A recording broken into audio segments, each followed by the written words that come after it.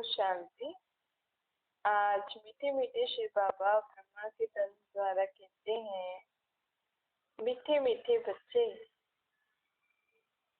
बाप कहते हैं देखो दुनिया में तो लोग क्या क्या कर रहे हैं, लेकिन यहाँ हम क्या कर रहे हैं। हम नई दुनिया में जाने के लिए नई पढ़ाई बाबा से पढ़ रहे हैं। दुनिया अभी तक अपने इस जीवन के लिए ही सब कुछ कर रही है ना, पढ़ाई लिखाई धंधा दौड़ी, लेकिन हम आगे 21 जन्मों के लिए पढ़ाई भी कर रहे हैं, कमाई भी कर रहे हैं और उस दुनिया में जाने के लिए स्वयं की आत्मा को उतना पावन भी बना रहे हैं। जैसे ये है कॉलेज। जैसे स्कूल में स्टूडेंट बैठते हैं तो समझते हैं हम टीचर के आगे बैठे हैं। कौन सा इम्तिहान पास करने बैठे हैं वो भी बुद्धि में आता है।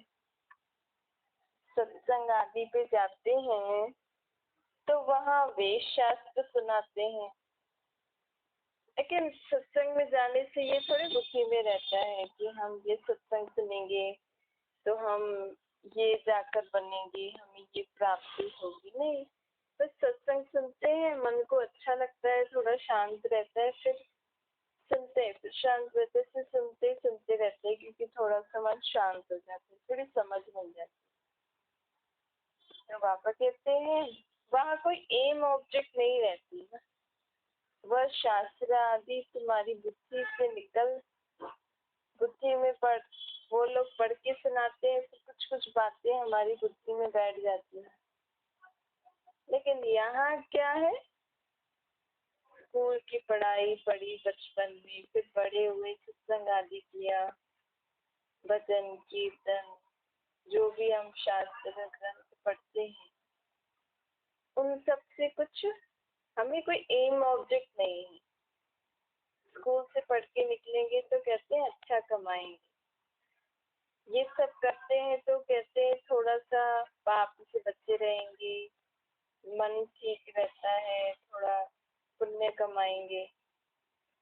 लेकिन ऐसा थोड़ी है कि हम ये सब करेंगे तो हमें दूसरे जन्म में हम कोई बड़े घर में महाराजा महारानी या फिर देवी देवताओं की दुनिया में जाएंगे, ऐसे थोड़ी कहते हैं और शिक्षा। लेकिन यहाँ तो बाबा हमें पहले दिन ही कहते हैं कि ये पढ़ाई ये ज्ञान है ही मनुष्य से देवता बनेगा।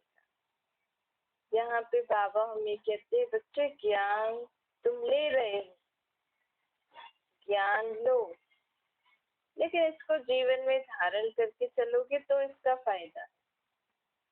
नहीं तो जैसे बाकी सत्संगों में हम सुन के आ जाते हैं थोड़ा सा, यहाँ पे भी फिर वैसे नहीं है। यहाँ पे भी ऐसे सुन के चले जाओगे तो कोई फायदा नहीं। तो जैसे स्कूल में या ऐसे कॉलेज में लिखा रहता है ना, फलाना स्कूल से पढ़ के निकलोगे तो इतना आपको फायदा है, ये आपको बेनिफिट्स हैं, इस कॉलेज से आपको ये डिग्री मिलेगी। ऐसे बाबा के इस ज्ञान से हमें कौन सी डिग्री मिलती है, हम कलयुगी मनुष्य से सतयुगी देवता बनने वाले, ये डिग्री प्राप्त होती है। बाबा हमें ये ज्ञान से हमारे स्वभाव संस्कार, हमारी चलन, हमारी सोच, हमारी जन्म जन्मांतर के पापों से हमें मुक्त कराते हैं, हमारे संस्कार स्वभाव चलन को परिवर्तन कराते हैं, उनको देवताओं जैसा बनाते हैं। यहाँ पे भी कई कई ऐसे लोग होते हैं जो जिनकी अच्छी चलन होती है, अच्छे गुस्सा वगैरह नहीं करते, प्रेम व्यवहार करते हैं, तो हम कहते हैं ये अच्छा आदमी है। चाहे कोई कितनी भी गलती करे, अगर वो सामने वाला मनुष्य शांत रहे, अच्छे से ट्रीट करे, तो हम कहते हैं तो जैसे देवता है, इसने इतना बोला फिर भी ऐसा हो रहा है, कुछ नहीं बोला। तो हम बोलते हैं जैसे देवता है, ये थोड़े बोलते हैं देवता है, जैसे भी वर्ड ऐड करते हैं। तो वो सारे गुण संस्कार, मैं देवता बन जाऊं, जैसा नहीं देवता बन जाऊं, उसके लिए जो पढ़ाई पढ़ाते हैं वो परमात्मा अभी आकर पढ़ा रहे हैं। बाबा कहते हैं मैं ब्रह्मा के तन में एक ही बार ये पढ़ाई पढ़ाने आता हूँ, एक ही बार ये सत्संग होता है परमात्मा का, जिससे आत्मा सच की राह में चलना सीखती है। सत्संग अर्थात उस सच्चे का संग, अर्थात वो सच्चा जो हमें बोल रहा है हम उनकी बातें मानकर जीवन में धारण करके चले, वैसे सुने बोले करें, तभी तो सत्संग मतलब सच्चे का संग ना। सच्चे का संग करोगे तो जैसा वो है वैसा हम बन जाएंगे। असली सत्संग तो इसको कहा जाता है, इसका मतलब तो ये है। तो बाबा कहते हैं तो मैं जो तुम्हें पढ़ाता हूँ ना, तुम्हें रोज अपने अंदर जांच करनी और अपने अंदर हमें परिवर्तन देखना है कि रोज रोज जो हम पढ़ाई पढ़ते हैं, जो बाबा हमें शिक्षाएं देते हैं, कितना मैंने उनको धारण करके अपने आप को परिवर्तन किया है। अपनी बुद्धि में बाबा की बातें बिठाई है। बुद्धि में जब नई नई बातें बैठती है तभी तो दुनियादारी में जब चलते हैं तो बुद्धि में जो बाबा ने बातें कही वो बैठी हुई हम द्वारा कर्म करते हैं ना। तो बाबा कहते हैं इस पढ़ाई से तुम्हें भविष्य 21 जन्मों के लिए धन भी मिल रहा है। ये पढ़ाई भी है तो यहाँ हमारी 21 जन्मों की कमाई भी हो रही है। देखो अभी हम ज्ञान सुन रहे हैं, फिर हमने सुन के जो पॉइंट हमें अच्छा लगा हमने उनको जीवन में धारण किया, फिर हम औरों को बताएंगे तो हमारी कमाई होती जाएगी। टीचर भी ऐसे ही करता है ना, पहले खुद पढ़ता है फिर दूसरों को पढ़ाने लगता है तो कमाई शुरू हो जाती है। और फिर बाबा को हम याद करेंगे तो बाबा की याद से जो हमें शक्तियां मिलेंगी वो औरों को भी मिलती जाएंगी, तो वो और कमाई हो गई। तो बाबा कहते हैं इससे तुम्हारी 21 जन्मों की कमाई भी है। स्टूडेंट घर में बैठा होगा अथवा कहाँ भी जाएगा तो स्टूडेंट को तो बुद्धि में रहता है ना, कोई भी पूछे आप कौन सी स्टैंडर्ड में पढ़ते हो, आपका टीचर कौन है, आप इस पढ़ाई से आपको क्या प्राप्ति है, सब उसको याद रहता है आज मुझे टीचर ने क्या पढ़ाया। ऐसे बाबा हमसे पूछते हैं क्या आपको सारा दिन ये याद रहता है कि मैं अभी किसका स्टूडेंट बना, कौन सी पढ़ाई पढ़ रहा हूँ, आज मेरे टीचर ने मुझे क्या पढ़ाया।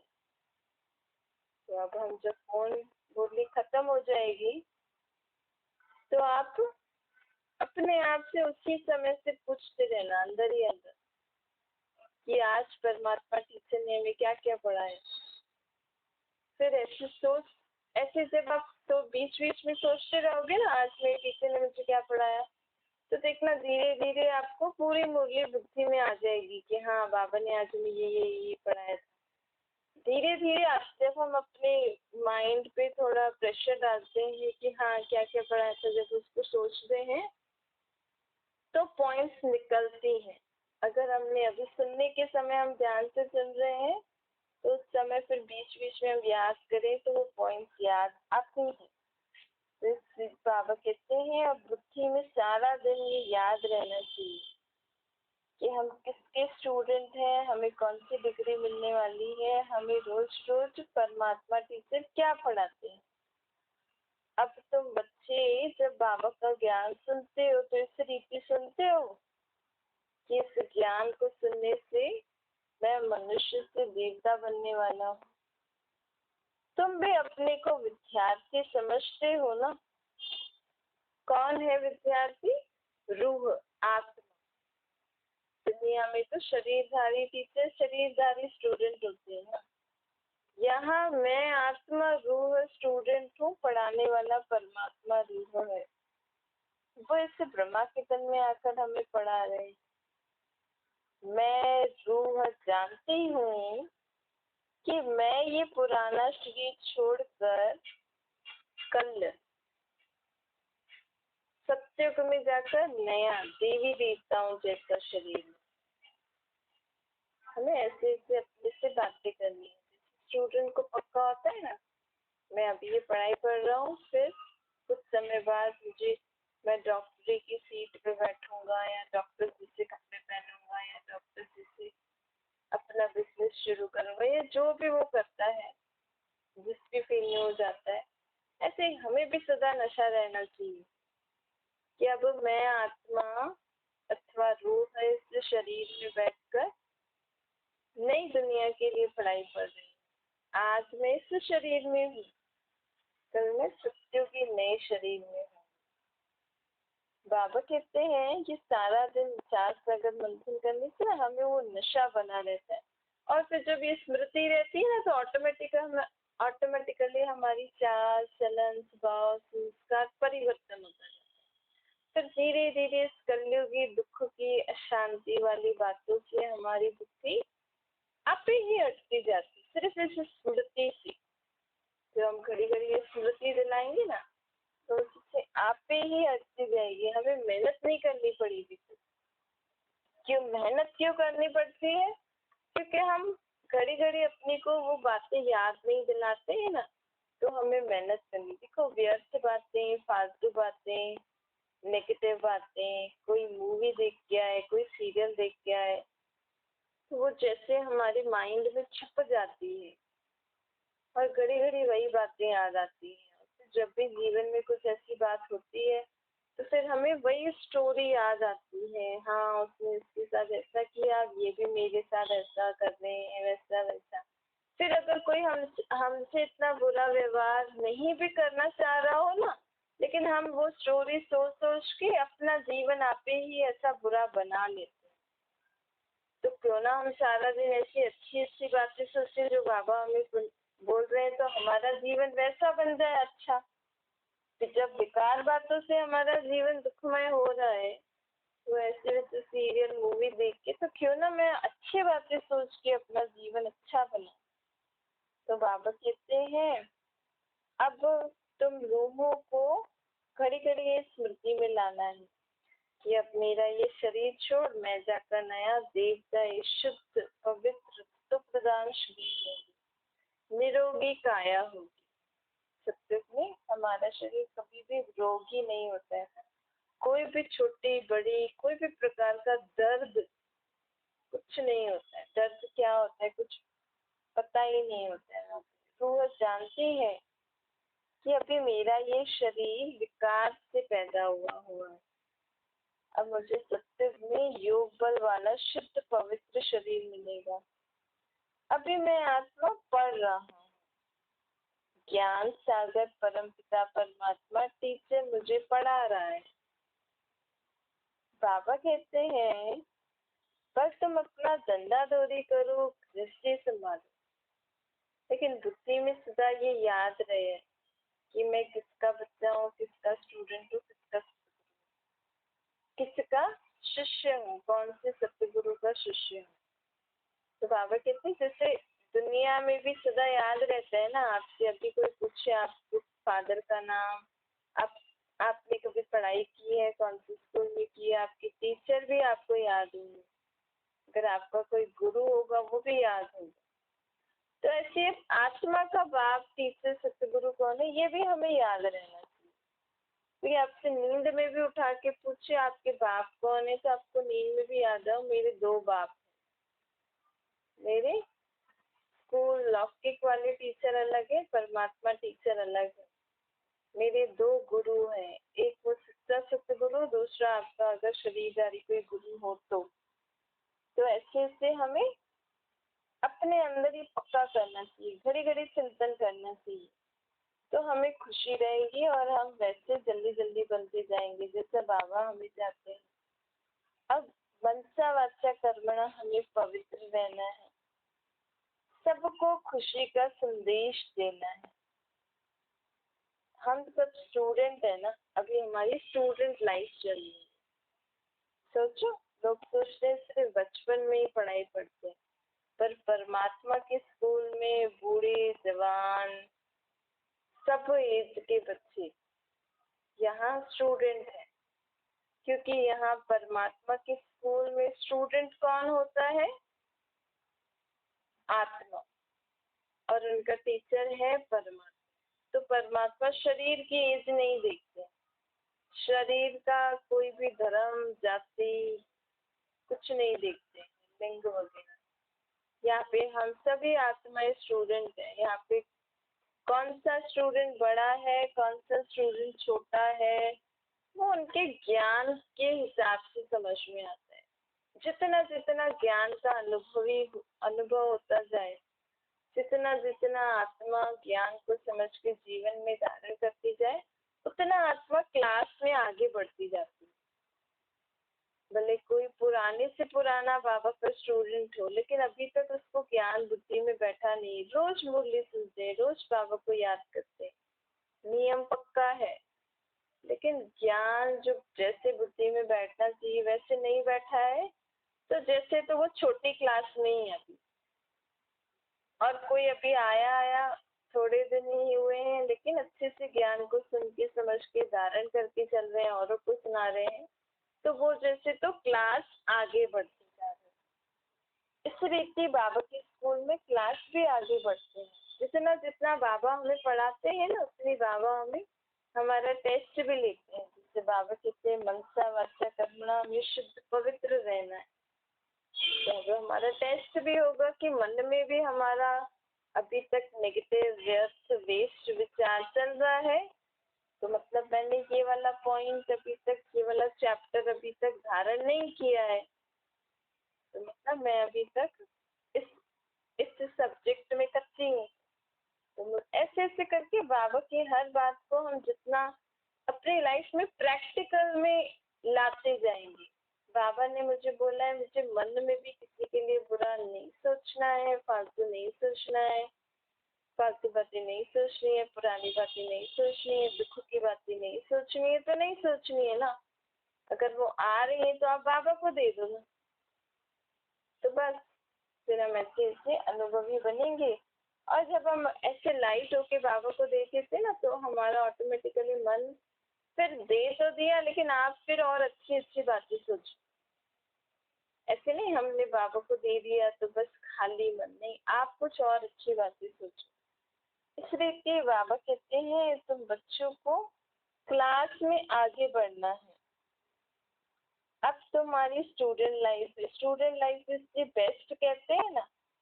कौन सी student life is the best? दुनिया में तो लोग बच्चे कितना परेशान होते, कितना पढ़ाई का बर्डन होता है। वो वाली स्टूडेंट लाइफ बेस्ट नहीं है। ये परमात्मा बाप की स्टूडेंट लाइफ जो है ना, जो बाबा अभी टीचर बन के हमें पढ़ा रहे हैं, ये स्टूडेंट लाइफ बेस्ट। स्टूडेंट को कभी मिठाई बनानी हो, कभी कुछ भी करना हो, तो भी आप सदा ऐसे नहीं समझो मैं मिठाई बनाने वाला हूँ, मैं घर का संभालने वाली हूँ। वो तो हमारा शरीर का काम तो हमें करना ही है। चाहे आप कपड़े बेच रहे हो, चाहे आप कोई सा भी धंधा कर रहे हो, या किसी भी संबंध निभा रहे हो, वो तो शरीर का काम हो गया। लेकिन अंदर कुछ आत्मा, मैं आत्मा कौन हूँ? परमात्मा का स्टूडेंट। उसी में साथ साथ ये भी याद रहे कि परमात्मा द्वारा अभी मैं पढ़ाई पढ़ रहा हूँ। बुद्धि में ये भी याद रहे कि अब मैं नर्क से स्वर्ग में जाने वाला हूँ या वाली हूँ। अब थोड़ा समय इस दुनिया में ये काम करना है, तो हम सत्य में जाके मौज करेंगे। वहाँ तो कोई प्रकार की मेहनत झंझट नहीं होता है। सबके पास अपना अपना धार धन होता है। अब भारतवासी नर्कवासी से स्वर्गवासी बनने वाले हैं। तुम बच्चों को सारा दिन यह घड़ी घड़ी विचार करना चाहिए ताकि हमें नशा चढ़े, कभी भी भूलना नहीं चाहिए। इस समय सारी दुनिया आसुरी संप्रदाय वाली है ना, आत्मा भी पतित तो शरीर भी पतित है। अब तुम बच्चों को इन विकारों से ग्लानि आनी चाहिए, नफरत आनी चाहिए। काम, क्रोध, लोभ, मोह, अहंकार, सबसे हमें क्या आनी चाहिए? ग्लानि। सबसे ग्लानि वाली चीज है यह विकार। सन्यासियों में भी थोड़ा थोड़ा क्रोध रहता है, क्योंकि गृहस्थियों का खाते हैं ना। कोई कोई अनाज नहीं खाते, कोई कोई सन्यासी पैसे लेते हैं। तो पतित आत्माओं का कमाए हुआ धन का प्रभाव तो पड़ता ही है। इसलिए बाबा कहते हैं आप जब भी कुछ खाओ भले आप अच्छे से धंधा कर रहे हो, आप धंधे डोरी में कुछ गलत काम नहीं कर रहे हो, लेकिन आपके यहाँ भी किसी के यहाँ से धन आ रहा है ना, उन्होंने कैसे कमा के दिया हमें थोड़ी पता है। इसीलिए धन जब भी आए या जब भी आप कुछ खा रहे हो, बना रहे हो या कुछ लेके आ रहे हो, यही सोचो पहले बाबा को अर्पण करो। पहले परमात्मा को याद करके, बाप ये परमात्मा का धन है, ये परमात्मा की चीजें है, पहले परमात्मा को याद करो, फिर भोजन बनाओ खाओ। तो उससे क्या होता है, अगर वो पाप का धन कमाया हुआ होगा, या हमसे भी कभी ऐसी उच्च कमाने में थोड़ा सा तो हो ही जाता है लोग वगैरह, या ऐसी कोई बात, तो वो भी क्या हो जाएगी, शुद्ध हो जाएगा। इसलिए बाबा कहते हैं दुनिया में सन्यासियों को क्रोध क्यों होता है, क्योंकि पतित उसका प्रभाव तो पड़ता है ना। इसीलिए अब हमें क्या करना है, हर एक चीज को बाबा को अर्पण कर देना, तो वो शुद्धि हो जाएगी। पवित्रता के ऊपर बहुत ध्यान देना है, मन से, वाचा से, कर्म से, हमारे संबंध संपर्क, बोल, खान पान बहुत शुद्ध होना चाहिए। मतलब आप कहाँ पे भी, अगर आपको बाहर भी खाना पड़ रहा है तो सेकंड लगता है ना, इसमें तो हमें आंखें भी बंद नहीं करनी है, आंखें खुली खुली करके एक सेकंड सोचा बाबा चलो ये खाते हैं, अंदर ही अंदर हम बोले परमात्मा को याद करें और खाओ परमात्मा के साथ। अब बाबा कहते हैं धीरे धीरे अपने अंदर ये परिवर्तन लाओ। ये है कल्याणकारी संगम युग। इसी कल्याणकारी संगम युग पर ही मैं विश्व की सर्व आत्माओं, प्रकृति योनियों का कल्याण करने आता। यह पतित दुनिया अब पावन बनी की बनी। पतित पावन बाबा इसको पावन बनाने आए हैं। पुरुषोत्तम संगम युग है ना ये, इसको कहा जाता है कल्याणकारी। शिव को भी कल्याणकारी कहा जाता है। सदाशिव कहते हैं ना, सदाशिव अर्थात वो शिव बाबा सदा कल्याण करने वाले। शिव अर्थात परमात्मा, परम पिता। भारतवासी परमात्मा को शिव के नाम से याद करते हैं। सिख भी परम पिता परमात्मा निराकार के रूप से याद करते हैं। और मुस्लिम लोग अल्लाह के नाम से, ईसाई लोग उनको लाइट के नाम से याद करते हैं। है वही परम पिता परमात्मा, लेकिन उनका असली नाम शिव है। शिव अर्थात कल्याणकारी, सदाशिव अर्थात सदा सर्व का कल्याण करने वाला। इस कल्याणकारी संगम युग पे कल्याणकारी बाप आया हुआ है। तो जो हमारे साथ कल्याणकारी बाप है, तो हम आत्माओं का कभी अकल्याण हो सकता है? कभी नहीं हो सकता। अगर आपके विचार में भी कभी ऐसी बातें आए कि मेरे साथ ऐसा ऐसा, तो तुरंत हमें अटेंशन दिलाना है कि मेरे साथ वो कल्याणकारी बाप है और अभी कल्याणकारी समय चल रहा है, तो कोई भी अकल्याण का कार्य मेरे जीवन में हो ही नहीं सकता है। बाबा कहते हैं यहाँ तक कि विश्व में ये लड़ाई आदि भी जो लगने वाली है, उसमें भी तो कल्याण छुपा है ना। लोग तो सोच रहे हैं दुनिया में ऐसे लोग लड़ रहे हैं, क्या क्या कर रहे हैं, लेकिन बाबा कहते हैं इसके पीछे भी कल्याण छुपा हुआ है। क्योंकि लोगों को अभी तो दुनिया, इसके बाद, लड़ाई के बाद ही तो स्वर्ग आएगा ना। इसीलिए हमें हर बात में पॉजिटिव रहना है। अब वो उस बात में पॉजिटिव बात क्या है, उसके लिए हमें बाबा से घड़ी घड़ी कनेक्ट होना है।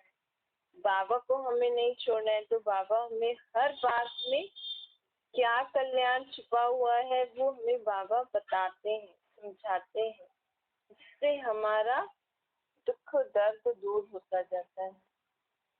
तुम जानते हो कि यह हमारा बाप भी है, टीचर भी है, सतगुरु भी है। अब बुद्धि में सदा याद रहना चाहिए कि मैं आत्मा अब तमो प्रधान से सतो प्रधान अर्थात शुद्ध पवित्र बन रही हूँ। एक बाप को याद करना है।